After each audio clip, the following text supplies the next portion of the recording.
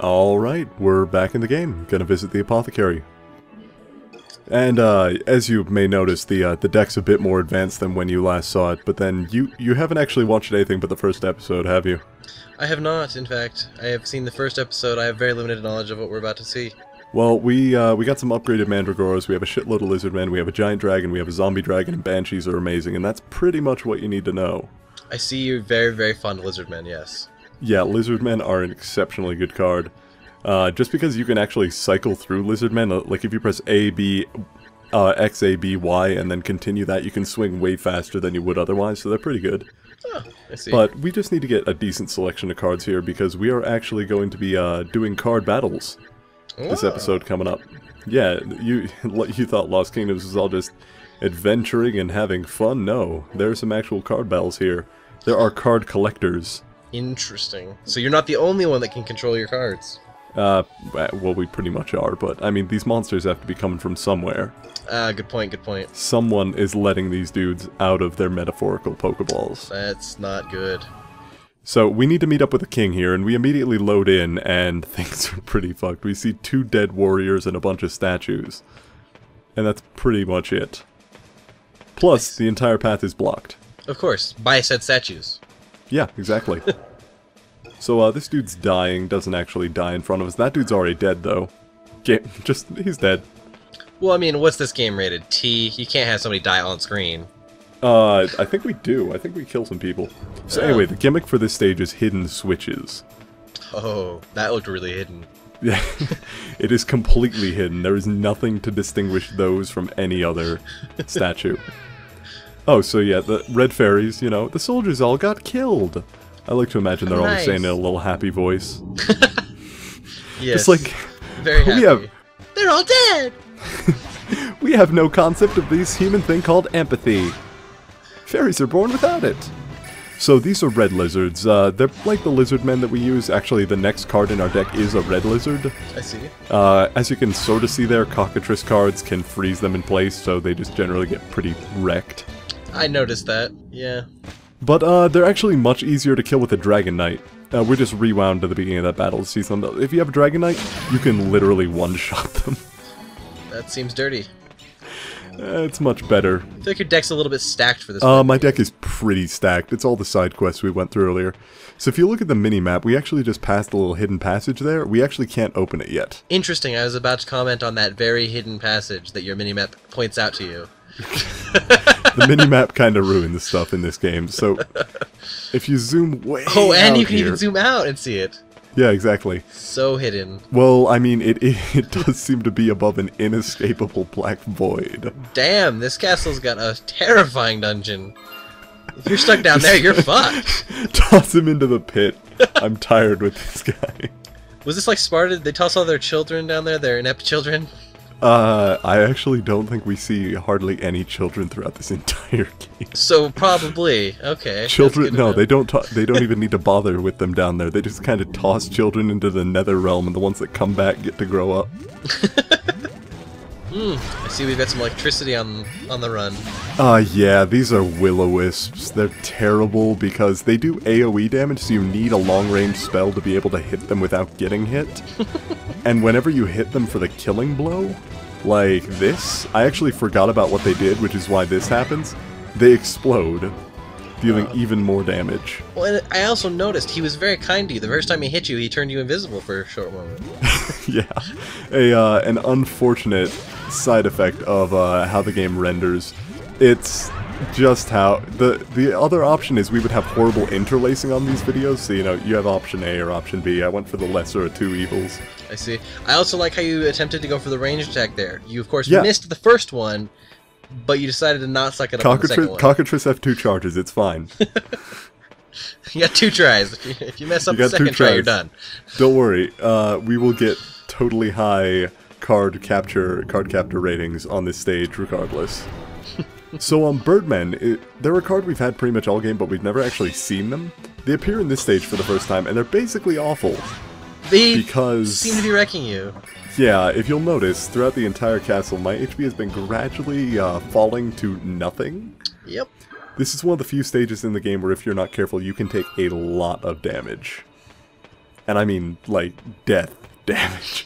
You will die on this stage if you are not careful. So I was hoping this guy would have some health. He was nice enough to give me 10 health back. How generous. Yeah, all 10 of it. But, the game can pull dick moves like that. It just spawns you next to a fucking birdman that shanks you. It's just like, here, I know that you... Oh, there's a sandworm, by the way. Oh, that was interesting. Spice flow, blah blah, jokes. I've never actually read or seen Dune, so, you know, eh. Yeah, well, I kind of like how the Birdman was very upset with your life gain. What's that? You got 10 health back? Fuck you. I want you to be at low health. So on this round of the castle, we were at a bit more HP, and he still shows up and shanks me. I can't get away from the one fucking Birdman. They just do not appreciate you having more than 0 life. It really, that can be said for most enemies, will-o-wisps included. I really thought, you know, we discussed this, how you need to stay away from those and not get next to them when you kill them. So anyway, if you beat up these boxes, you get a free blood bush. The blood bush is actually fairly useful because it upgrades to the vampire bush, which is necessary to get, nearly necessary, to get one of the rarest cards in the game if and only if you don't find it in the environment earlier. I see. So you have 3 switches here. 2 of them open the current room and 1 of them opens the next room. Like the lock for the next room is in this room, so if you miss it, you're boned. My first playthrough, I didn't even realize that I'd done the wrong thing and opened up the next room before this one, so I was just futilely wondering why the game bugged out and didn't open up the exit to this room. That's fantastic. In any case, we're getting really lucky here. I'm only at 14 health, so I really can't afford more monster encounters right now. I could have packed some healing cards into my deck, but fuck that weak shit, you decided right? to go with the macho strategy, and exactly. that is just Macho not okay. strats. Well, I mean, this game is just really dull if you keep healing cards around all the time. Yeah, it's possible. Oh, also, those chests just magically open themselves. Don't worry, they had cool stuff inside. Oh, I see. I see. Now, and cutscene. Hold on. Okay, we got cutscene. Yeah.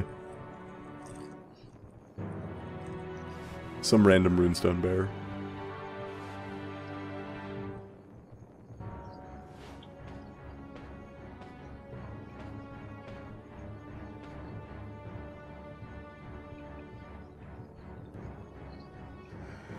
I love that. Just like, fuck. God damn it, all these so people. Upset to see you. So anyway, she has magic cards. This is actually a really cool idea that the game has, is equal fights. She will summon cards, use weapon cards, and even have the same invincibility frames that you do when you cast creatures. She is, for all intents and purposes, a completely equal opponent with a dodge move. Wow. So, her cards even lose health over time. Like, if you watch that hobgoblin right there, it died right at the end there because her cards lose HP over time as they're cast. Okay. It's really one of the greatest examples of a fair multiplayer system in this sort of game that I've ever found. In that they actually yep, you can even summon lycanthropes for her, and she's completely invincible when she summons them, so basically awful. So I decided, hell yeah, let's kill her with the dragon. You know, the one I can't cast without taking 40 damage because I'm not powerful enough, and she just dodges out of the way. Just does fucking ninja flips, and I'm done. So I have nearly no health now, and whenever I cast something, it'll deal damage to me. So I kind of had to kill her there, but she just explodes into magic stones. What is the object of collecting these magical stones here? They replenish your MP. That was in the first episode, if you've actually been fucking watching. Hey, I did watch that, okay? But I never see this thing go below 10. I feel like you have an infinite amount of those crystals. Well, I mean, it nearly does. You almost get 1 for 1 back. So, she just says, we'll meet again, blah, blah, blah. But, actually, the exact same system that's used for battling Helena is her name, is the multiplayer system for this game that is never pretty much... We're probably not going to see it in this LP. I see. But anyway, if you go straight to the runestone, you'll actually miss out on a bunch of loot over here, up to and including 2 red fairies. And if you beat a stage, you can never revisit it, so you'll never be able to get these red fairies until after you beat the game if you miss them right here. Oh, well, good thing you know that they're there. Yeah, exactly. I know where every red fairy is for this exact reason. Is this one going to be a hair accessory as well? Nope, this one just kind of gets absorbed by ours. Our hair accessory is the only one. It's got a little bit of jealousy going on there. It has to be the only one. I will be the true rune stone after I absorb the... It's like the one with Jet Li, except they're rocks. I see, so... it's trying to absorb the other ones to become the only one. The most powerful one. That's actually exactly the truth. Like, flat out, that is. So, I only had 3 battles on this run-through. I got really lucky with random encounters. But the less battles you have, the less likely you are to get lots of stars. Yeah. The good thing for me, though, is I got the Stone Head card last episode, which is the rare draw for this episode, so I didn't even have to retry for the rare draw. I already have it. Well, how convenient. No need to replay. We're good.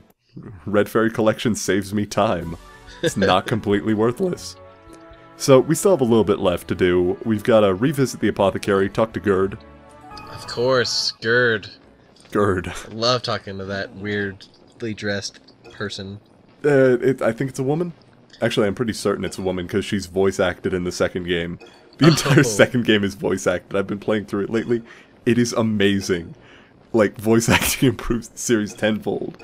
Of course, it also got like 1 billion times more anime in the second game. What are you talking about? I love the old game's excuse for talking about... instead of talking, they just kind of grunt at you. Yeah. And then you have to read what they're saying, and apparently that's the current situation in Syria, summed up in grunt form. So anyway, we get a couple more things. The sandworm from the desert stage is actually available as a purchase here if you missed it. Yeah. So we get through all this stuff. I just kind of cut ahead because I wasted a bunch of time in the shop selling cards. By the way, it's a fucking land shark. That is a card. You can just buy a land shark. Interesting. It is exactly what it sounds like. Recently got a land shark in a game I play. Oh? Yes. Wait, what game can you get a land shark in that isn't this? Adventure Quest. It's a very shitty game, but it's still randomly fun. And yes, I just got a land shark. I think it's actually more shittily animated than that. I think these land sharks are probably cooler. They probably are. Mine's terrible. I sold it. There you go. I sold a shark that can swim through land because it was awful, you see. Yes. So, we don't have much to upgrade right now. We can see that the Banshees upgrade to Mind Flayers at their ultimate upgrade, but we don't want to do that because Mind Flayers we're never going to use and Banshees are amazing. Oh. And next time we're going to visit the Bridge of Sarvon, because effort for names. Interesting. Well, yeah. That looks like a fun bridge that we're going to go adventure in. Yeah, it is literally the most boring level in the game. More boring than that first level? More boring. It is a walk straight across a bridge. I guess that could be pretty boring. Yeah. Exactly what you expected a bridge to be.